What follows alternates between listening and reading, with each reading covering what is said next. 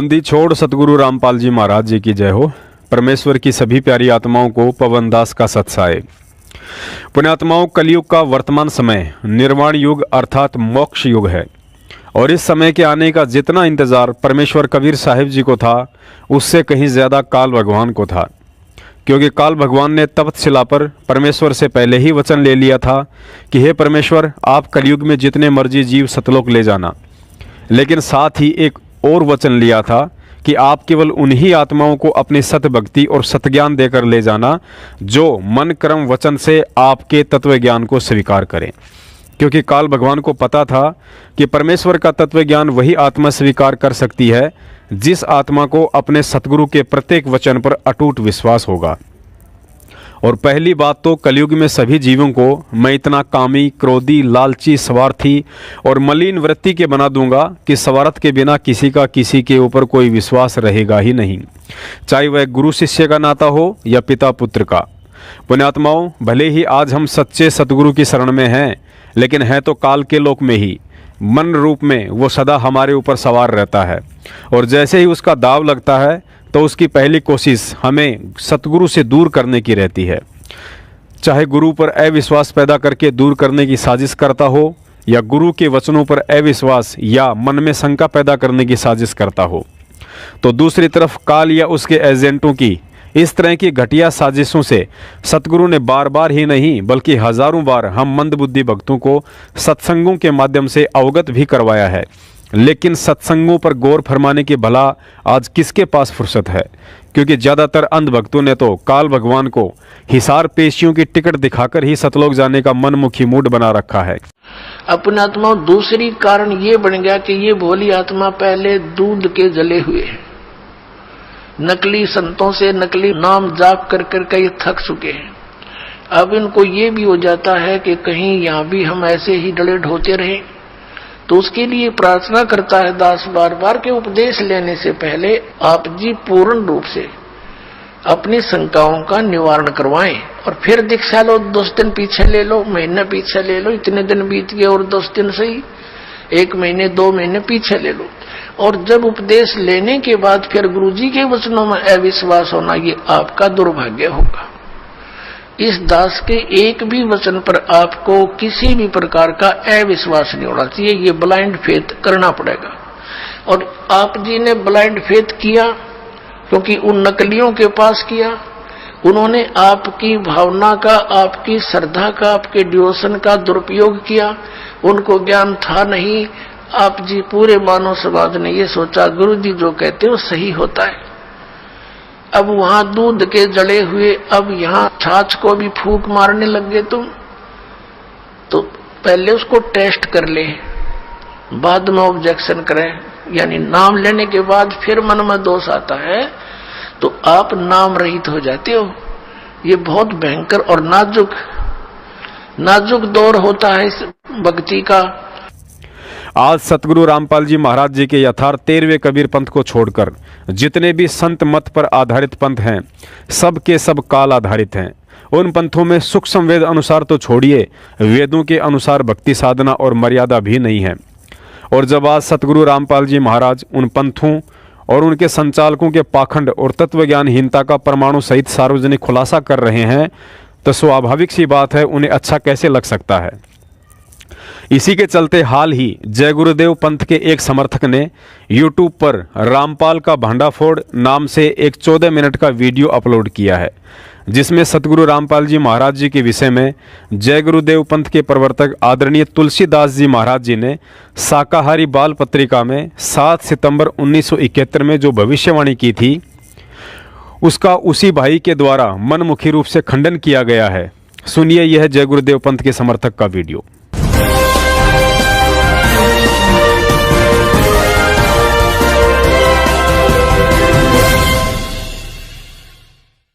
जय गुरुदेव, जय गुरुदेव नाम किसका, प्रभु का प्यारा नाम। जय गुरुदेव। आप सभी मनुष्यों को सादर सप्रेम जय गुरुदेव।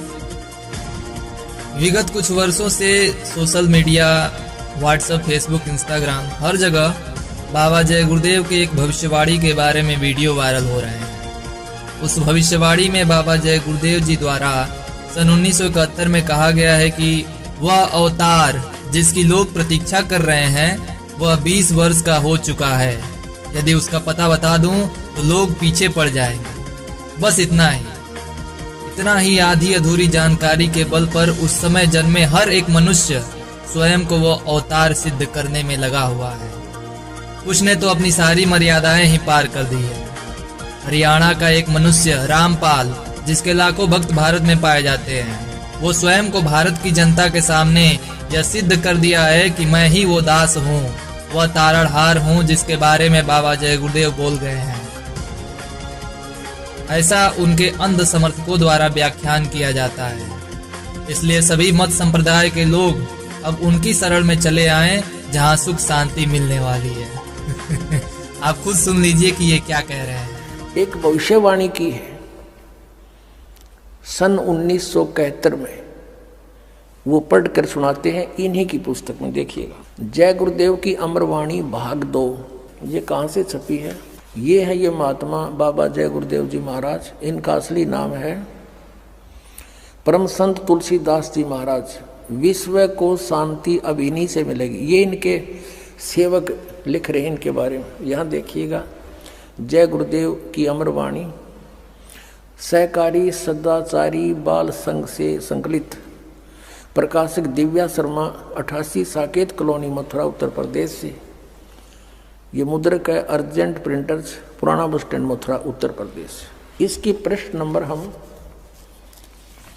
आपको 50 पर ले चलते हैं। ये 50 नंबर पृष्ठ है। यहाँ देखिएगा, सहकारी पत्रिका के 7 सितंबर 1971 में इन्होंने अपनी स्टेटमेंट दी है, यानी प्रवचन किए 7 सितंबर 1971 को। किसने? जय गुरुदेव वाले तुलसीदास ने। यहाँ लिखा है, हम थोड़ा सा पढ़ेंगे। वह अवतार जिसकी लोग प्रतीक्षा कर रहे हैं वह 20 वर्ष का हो चुका है। दास का जन्म 8 सितंबर 1951 को हुआ था। मुझ दास का जन्म तो 7 सितंबर 1971 को दास पूरा 20 वर्ष का हो गया। 8 सितंबर को 21वां वर्ष लग गया। अब ये क्या कहता है कि वह अवतार जिसकी लोग प्रतीक्षा कर रहे हैं वह 20 वर्ष का हो चुका है। यदि उसका पता बता दूं, 1971 में कह रहा है कि आज जब मैं उसका पता बता दूं तो लोग पीछे पड़ जाएंगे। अभी ऊपर से आदेश बताने के लिए नहीं हो रहा है।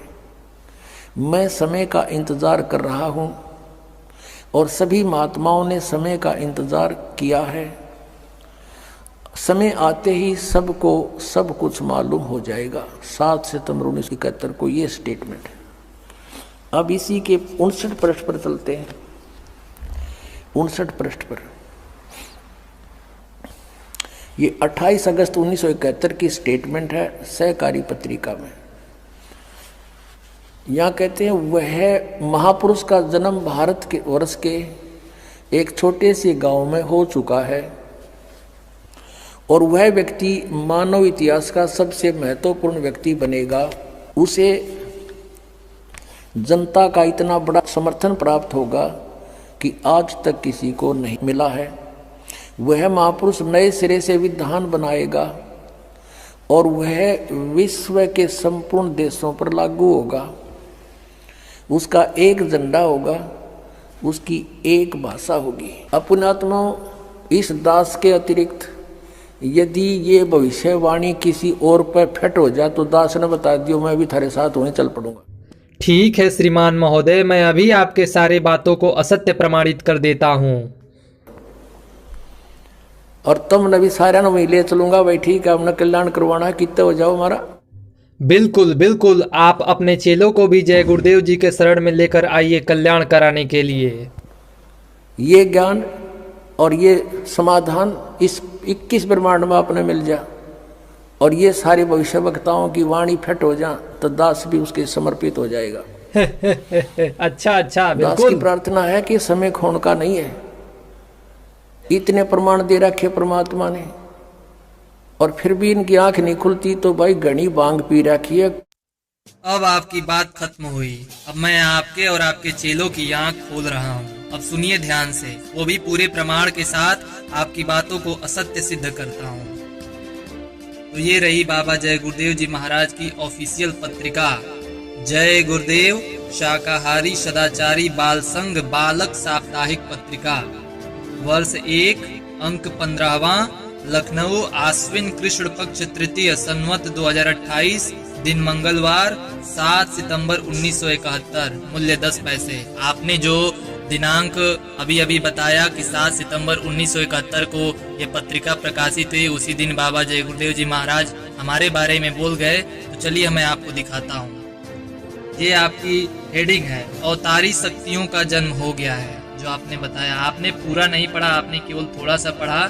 मैं पूरा पढ़ के आपको सुनाता हूँ क्या सत्यता है। सबसे बड़ी सत्यता है यहाँ पर, ये देखिए लिखा है कानपुर 16 अगस्त। ये पहला प्रमाण है जो आपको असत्य घोषित करता है।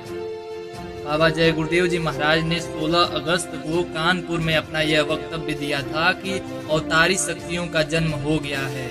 अब आप बताइए, जैसा कि आप कह रहे हैं कि 7 सितंबर 1971 को आप 20 वर्ष के हो गए, लेकिन इसमें तो 16 अगस्त लिखा हुआ है।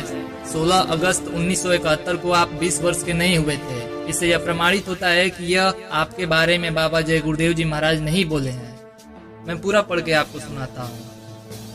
स्वामी जी ने यहाँ 60,000 नर नारियों के बीच बताया कि भारतवर्ष में अवतारी शक्तियों ने जन्म ले लिया है। किसी एक अवतारी शक्तियों ने नहीं, बहुत सारी अवतारी शक्तियों ने ले लिया है। अनेक स्थानों पर वे बच्चों के रूप में पल रही हैं और समय आने पर प्रकट हो जाएंगी। स्वामी जी ने आगे बताया कि माता पिता अपना सुधार कर लें, वरना यही बच्चे उनके विनाश का कारण बन जाएंगे। इन बच्चों को गोश्त व अंडा दिया जाता है तो वह मुंह फेर लेते हैं और उधर देखते तक नहीं। माँ बाप इस बात का ध्यान रखें कि जो बच्चे इन सब चीजों को खाना नहीं चाहते हैं, उन्हें जबरदस्ती न खिलाएं। पुनः स्वामी जी ने इस बात का संकेत दिया कि वह अवतार जिसकी लोग प्रतीक्षा कर रहे हैं वह 20 वर्ष का हो चुका है। यही चीजें आपने भी बताई थी। वह 20 वर्ष का हो चुका है। यदि उसकी पता बता दूं तो लोग पीछे पड़ जाएंगे। अभी ऊपर से आदेश बताने के लिए नहीं हो रहा है। मैं समय का इंतजार कर रहा हूं और सभी महात्माओं ने समय का इंतजार किया है। समय आते ही आपको सब कुछ मालूम हो जाएगा।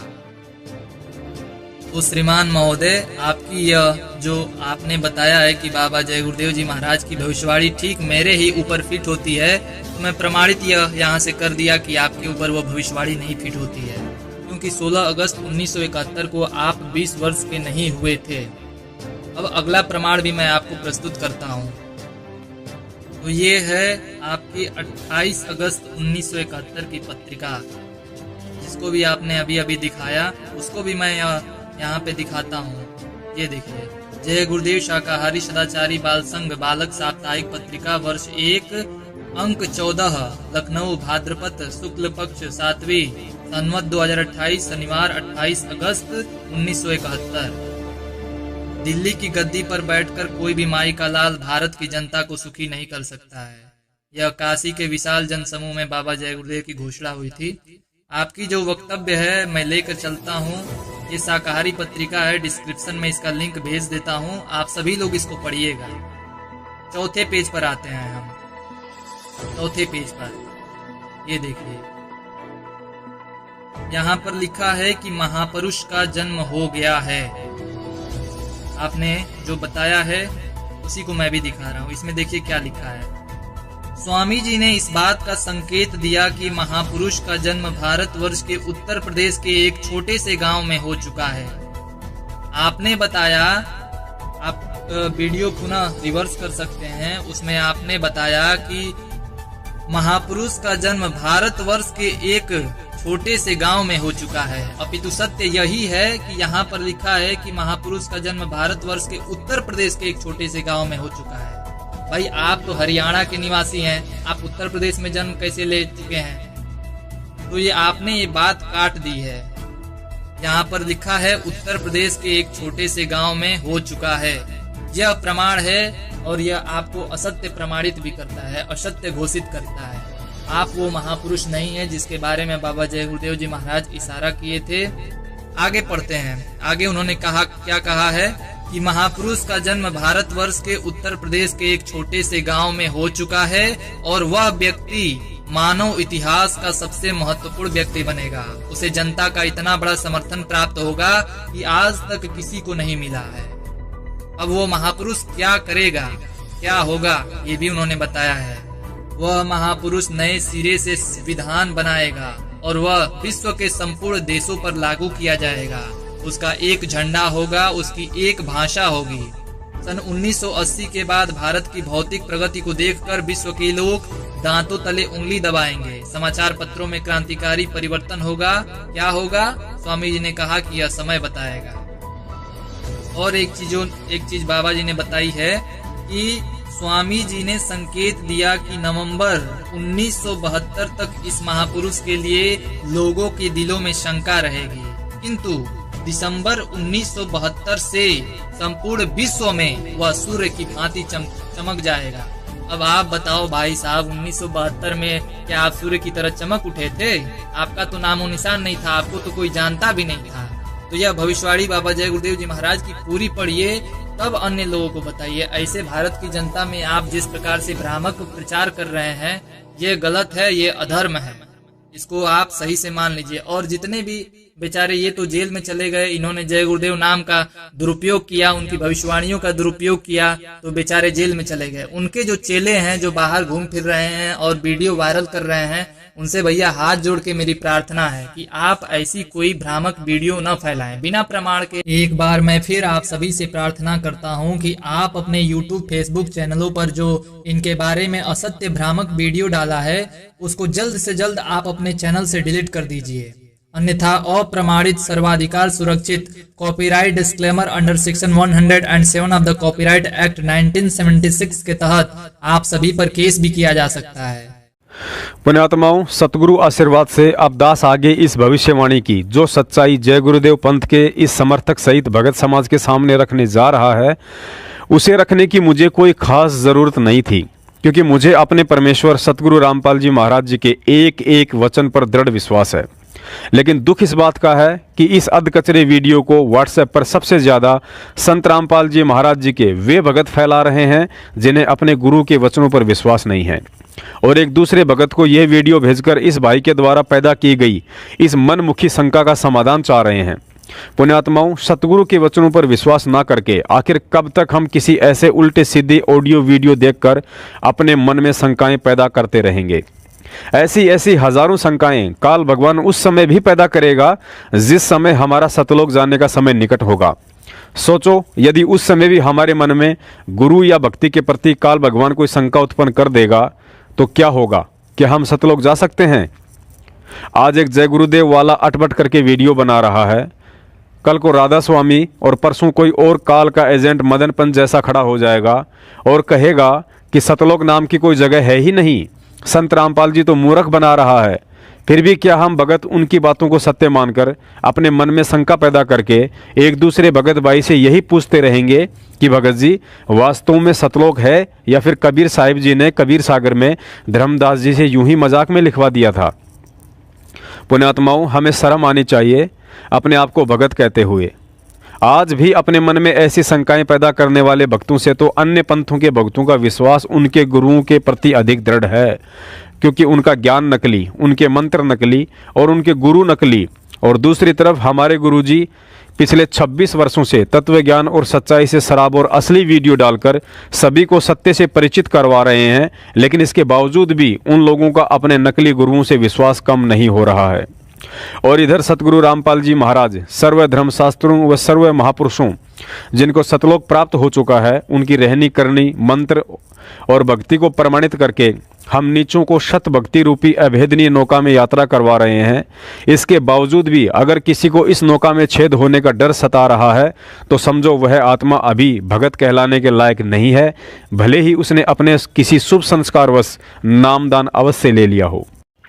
पुण्यात्माओं, कभी समय मिले तो शांतचित होकर गहन विचार करना कि निस्वार्थ होकर परमार्थ के लिए यदि पिछले 27 वर्षों से कोई संत महात्मा हम जीवों के आत्म कल्याण के लिए परिवार त्याग कर, अपने सर्व सांसारिक सुखों को त्याग कर, नौकरी को त्याग कर, समाज और रिश्तेदारों के तानों की परवाह ना करके 2-2 बार जेल जाकर असहनीय यातनाएं झेलकर दुनिया की गालियां और डले खाते हुए भी यदि हमारे शीश पर ढाल बनकर कदम कदम पर काल कष्टों से रक्षा कर रहा है तो वो कौन है?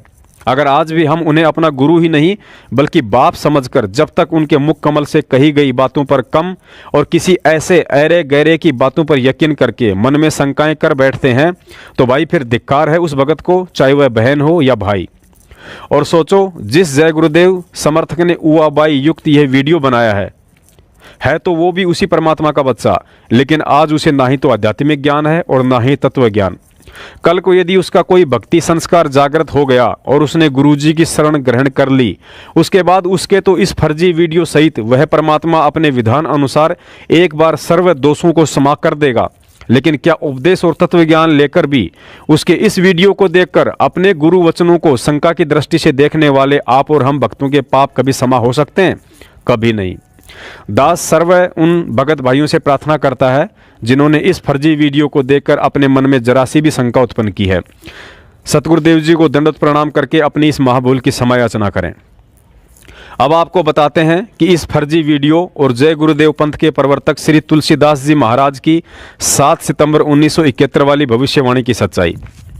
पुण्यात्माओं, सबसे पहले तो आपकी जानकारी के लिए यह बता दें कि शाकाहारी बाल संघ पत्रिका कोई सरकारी पत्रिका नहीं है, बल्कि यह एक मैगजीन टाइप साप्ताहिक पत्रिका थी जिसका उद्देश्य जय गुरुदेव मैनेजमेंट द्वारा श्री तुलसीदास जी के सत्संग वाले कार्यक्रमों व जगह जगह सत्संगों के दौरान उनके द्वारा की गई भविष्यवाणियों को संगत तक भेजने का था।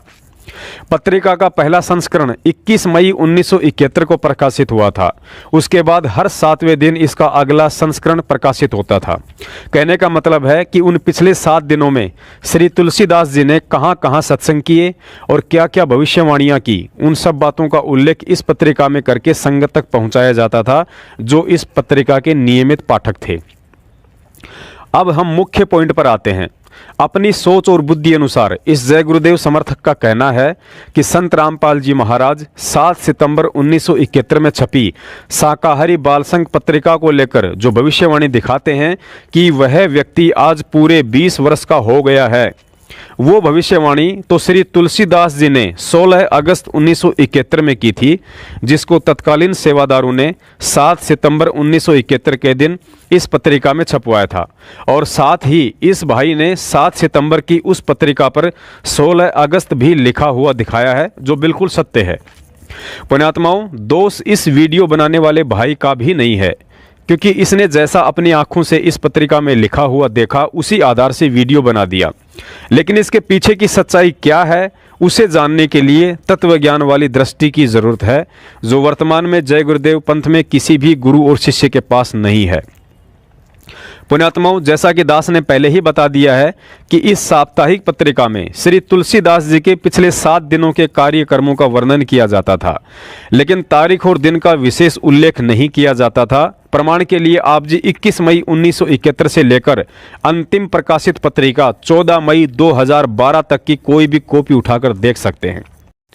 पुण्यात्माओं, दूसरी विचार करने योग्य बात यह है कि अगस्त 1971 के महीने में शाकाहारी पत्रिका क्रमशः 4 बार 7 अगस्त 1971, 14 अगस्त 1971, 21 अगस्त 1971 और 28 अगस्त 1971 को छपवाई गई थी। और खुद यह भाई कह रहा है और लिखा हुआ भी दिखा रहा है कि 20 वर्ष वाली भविष्यवाणी तो बाबा जय गुरुदेव ने 16 अगस्त 1971 के दिन की थी। पुण्यात्माओं, परम पूज्य सतगुरु रामपाल जी महाराज जी कहते हैं कि चोर चुरावे तुमड़ी, वो गाड़े पानी में, वो गाड़े व ऊपर आवे, सच्चाई छानी ना। यदि वास्तव में इस 20 वर्ष वाली भविष्यवाणी की सही तारीख 16 अगस्त 1971 है, तो इस वीडियो बनाने वाले भाई को थोड़ा विचार करना चाहिए था कि जब भविष्यवाणी 16 अगस्त 1971 की है, तो इस भविष्यवाणी को उसके 5 दिन बाद 21 अगस्त 1971 को छपने वाली शाकाहारी पत्रिका में क्यों नहीं छपवाया गया। पुण्यात्माओं, पहली बात तो यदि यह भविष्यवाणी 16 अगस्त को ही बोली गई थी, तो इतनी महत्वपूर्ण भविष्यवाणी को जय गुरुदेव पंथ का तत्कालीन मैनेजमेंट इसे 21 अगस्त 1971 की पत्रिका में छपवाना नहीं भूल सकता था। और यदि मान भी लें कि भूलवश उनसे यह गलती हो भी गई होगी, तो फिर 21 अगस्त के बाद 28 अगस्त की पत्रिका में तो हर हाल में इस भविष्यवाणी को छपवा देना चाहिए था। लेकिन इन लोगों के द्वारा 28 अगस्त की पत्रिका में भी नहीं छपवाया गया। अतः 19 दिनों के बाद 7 सितंबर 1971 की पत्रिका में इस भविष्यवाणी के छपने का सीधा सा संकेत है कि यह भविष्यवाणी 7 सितंबर 1971 के दिन ही किसी सत्संग में बोली गई थी और नियम अनुसार 7 सितंबर के दिन ही इस पत्रिका को छपवाना था, जो छपवाई भी गई। भगत समाज को यह भी विचार करना चाहिए कि यह शाकाहारी पत्रिका बीते हुए 7 दिनों की खबरों को संगत तक पहुंचाने के लिए छपवाई जाती थी। अब आपको एक और सच्चाई से परिचित करवाते हैं, उसके बाद आपको पक्का यकीन हो जाएगा कि यह भविष्यवाणी 7 सितंबर के दिन ही बोली गई थी। पुण्यात्माओं, इस भाई ने 7 सितंबर 1971 की पत्रिका में 16 अगस्त के नीचे जो 20 वर्ष वाली भविष्यवाणी लिखी हुई दिखाई है, दरअसल इससे पहले बाबा जय गुरुदेव जी ने 28 अगस्त 1971 के दिन एक सत्संग समारोह में इससे संबंधित एक भविष्यवाणी की थी।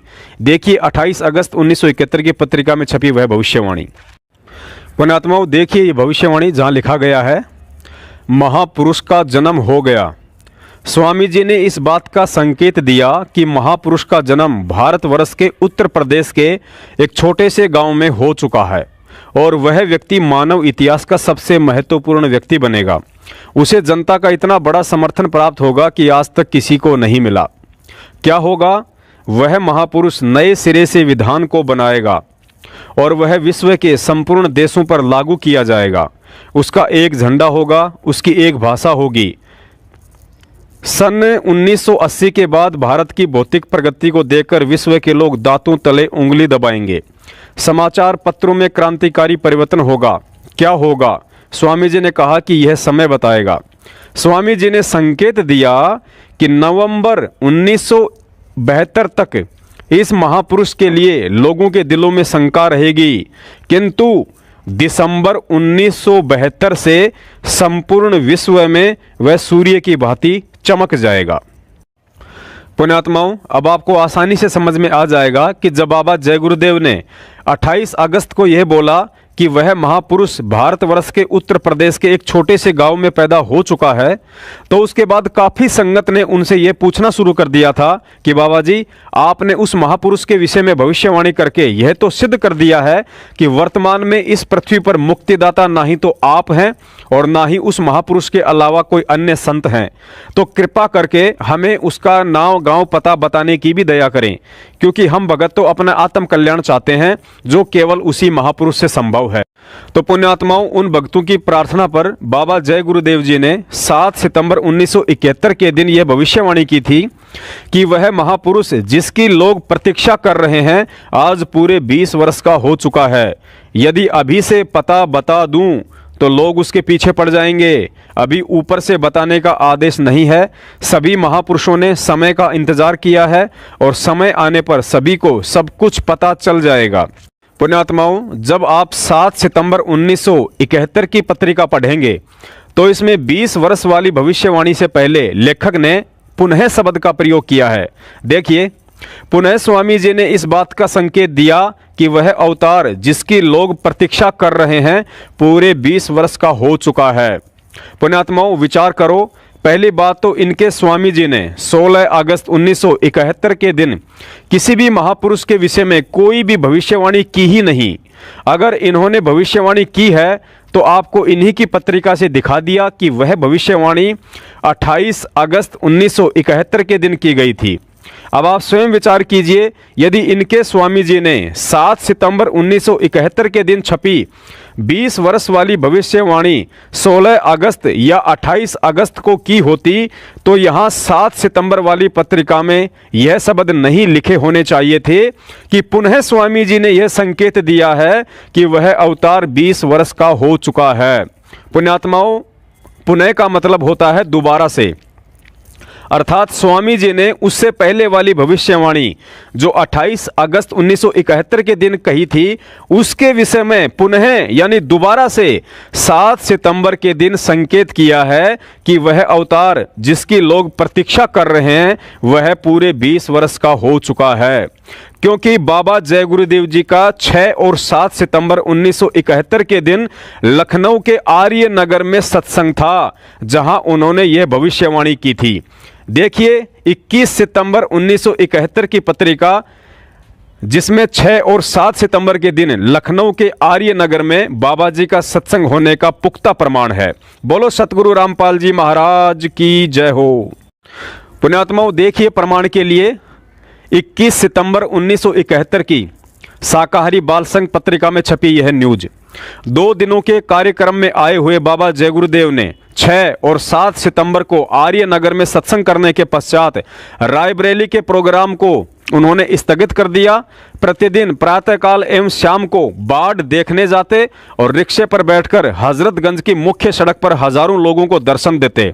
और देखिए इनके बाबा जी रिक्शा में बैठे हुए हैं बाढ़ क्षेत्र में, ये बाढ़ को देखने जाया करते थे।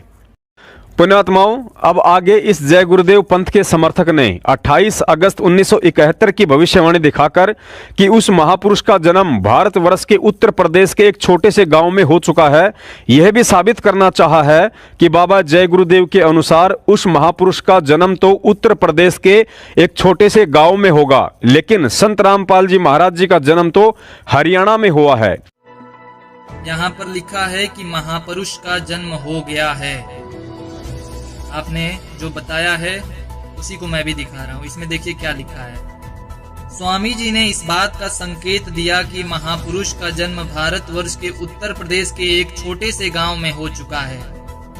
आपने बताया, आप वीडियो पुनः रिवर्स कर सकते हैं, उसमें आपने बताया कि महापुरुष का जन्म भारतवर्ष के एक छोटे से गांव में हो चुका है। अपितु सत्य यही है कि यहाँ पर लिखा है कि महापुरुष का जन्म भारतवर्ष के उत्तर प्रदेश के एक छोटे से गांव में हो चुका है। भाई आप तो हरियाणा के निवासी हैं, आप उत्तर प्रदेश में जन्म कैसे ले चुके हैं? तो ये आपने ये बात काट दी है। यहाँ पर लिखा है उत्तर प्रदेश के एक छोटे से गांव में हो चुका है। यह प्रमाण है और यह आपको असत्य प्रमाणित भी करता है, असत्य घोषित करता है। पुण्यात्माओं, यहां भी इस जय गुरुदेव पंथ के समर्थक ने जैसा इनकी पत्रिका में लिखा हुआ देखा है उसी के अनुसार अपने वीडियो में दिखा दिया है, लेकिन अध्यात्म के विषय को हमें तत्व ज्ञान वाली दृष्टि से समझना होगा, क्योंकि अध्यात्म मार्ग की चाहे भाषा हो या भविष्यवाणी वह सांकेतिक होती है। और इसको समझने के लिए हमें एक उदाहरण ही काफी है। हम पवित्र गीता जी से लेते हैं। सतगुरु रामपाल जी महाराज जी ने तत्वज्ञान आधार से अपने सत्संगों में बताया कि गीता जी में स्पष्ट लिखा है कि व्रत करने वालों की कभी भी मुक्ति नहीं हो सकती है। अब इस बात को सुनकर कोई मूर्ख व्यक्ति कहे कि मैं बचपन से गीता को पढ़ता आ रहा हूं, मैंने सैकड़ों बार गीता जी के प्रत्येक अध्याय और श्लोक को ध्यानपूर्वक पढ़ा है, लेकिन उसमें यह बात कहीं भी नहीं लिखी है कि व्रत करने वालों की मुक्ति नहीं होगी। फिर उस पगले को समझाया जाए कि भाई गीता जी चारों वेदों का सार है, जिस कारण इसमें अधिकांश श्लोक कोड वर्ड अर्थात सांकेतिक भाषा में है, जिसे सिर्फ और सिर्फ कोई तत्वदर्शी संत ही खोल सकता है। और फिर उसे बताया जाए कि यह व्रत वाली बात गीता जी अध्याय 6 के श्लोक 16 में लिखी है कि अर्जुन, यह योग अर्थात भक्ति ना ही तो अधिक खाने वाले की कभी सफल होती है और ना ही बिल्कुल ना खाने वाले की कभी सफल होती है। अतः यहाँ बिल्कुल ना खाने का मतलब है व्रत रखना। पुण्यात्माओं, ठीक इसी प्रकार सतगुरु रामपाल जी महाराज जी ने बताया कि जय गुरुदेव पंथ के प्रवर्तक श्री तुलसीदास जी एक आध्यात्मिक संत थे और वे केवल उतना ही देख और बता सकते थे जिस स्तर की उनकी दिव्य दृष्टि काम करती थी। दूसरी बात, भविष्यवाणी हुई 1972 में और ठीक का समय आना था कलयुग के 5505 वर्ष बीतने के बाद 1997 में। अतः यहाँ परमात्मा ने श्री तुलसीदास जी से हरियाणा शब्द स्पष्ट ना बुलवाकर संकेत करवा दिया कि उस महापुरुष का जन्म भारतवर्ष के उत्तर प्रदेश के एक छोटे से गांव में हो चुका है। क्योंकि आप गूगल मैप में देखेंगे तो पता चलेगा कि हरियाणा राज्य भारतवर्ष के उत्तर में स्थित एक राज्य अर्थात प्रदेश है। अतः हरियाणा को आप भारतवर्ष का उत्तर राज्य कहें या उत्तर प्रदेश कहें, दोनों एक ही बात है, क्योंकि राज्य का दूसरा नाम प्रदेश होता है। मेरी इस बात को केवल अध्यात्म से जुड़ा हुआ व्यक्ति ही समझ सकता है। अब आपका अगला प्रश्न यह भी हो सकता है कि भाई साहब, जय गुरुदेव ने यह भविष्यवाणी 1972 में की थी, उससे पहले 1932 में उत्तर प्रदेश राज्य अर्थात यूपी का गठन हो चुका था, अतः यह बात उत्तर प्रदेश राज्य के लिए ही कही गई है, ना कि हरियाणा के लिए। पुण्यात्माओं, इस बात से आपकी शंका दूर करने के लिए एक बार पुनः आपको इस भाई का वीडियो दिखाना पड़ेगा, जिसमें बाबा जय गुरुदेव के द्वारा उत्तर प्रदेश के आगे यह भी जिक्र किया है कि वह महापुरुष, कौन महापुरुष, जिसका जन्म भारतवर्ष के उत्तर प्रदेश के एक छोटे से गांव में हो चुका है, उस महापुरुष के प्रति नवंबर 1972 में लोगों के दिलों में थोड़ी शंका रहेगी, लेकिन दिसंबर 1972 के बाद वह महापुरुष सूर्य की भांति चमक उठेगा। और एक चीज बाबा जी ने बताई है कि स्वामी जी ने संकेत दिया कि नवंबर 1972 तक इस महापुरुष के लिए लोगों के दिलों में शंका रहेगी, किंतु दिसंबर 1972 से संपूर्ण विश्व में वह सूर्य की भांति चमक जाएगा। अब आप बताओ भाई साहब, 1972 में क्या आप सूर्य की तरह चमक उठे थे? आपका तो नामो निशान नहीं था, आपको तो कोई जानता भी नहीं था। पुण्यात्माओं, इनके स्वामी श्री तुलसीदास जी तो चले गए, जहां उनकी भक्ति साधना राधा स्वामी पंथ के प्रवर्तक श्री शिवदयाल जी की तरह उन्हें लेकर गई है। लेकिन अब मैं इस भाई से पूछना चाहता हूं, यदि आपके बाबा जी की भविष्यवाणी के अनुसार यहां उत्तर प्रदेश का मतलब मुख्यमंत्री आदित्यनाथ योगी वाला उत्तर प्रदेश था और 20 वर्ष वाली भविष्यवाणी 7 सितंबर की ना होकर आपके अनुसार 16 अगस्त 1971 की है, तो पूरे जय गुरुदेव पंथ के विद्वान लोग खोजबीन करके यह बताने का कष्ट करें कि उत्तर प्रदेश में आज तक ऐसा कौन संत हुआ है जिसकी उम्र 16 अगस्त 1971 के दिन पूरे 20 वर्ष की हो चुकी थी। और अपने बाबा की भविष्यवाणी के अनुसार यह भी बताने का कष्ट करें कि उत्तर प्रदेश में आज तक ऐसा कौन संत महात्मा हुआ है जो दिसंबर 1972 के बाद दुनिया में सूर्य की भांति चमका हो। दिसंबर 1972 में तो आपके स्वामी जी भी जिंदा थे, फिर उन्होंने भी उस महापुरुष का नाम लेकर क्यों नहीं बताया कि बच्चों, ये है वो दिसंबर 1972 वाला महापुरुष जिसके विषय में मैंने 1971 में कहा था कि दिसंबर 1972 में वह सूर्य की भांति चमक उठेगा। इस बात का जवाब ना ही तो उस समय तुम्हारे बाबा जी के पास था और ना ही आज तुम्हारे पूरे जय गुरुदेव पंथ के पास है।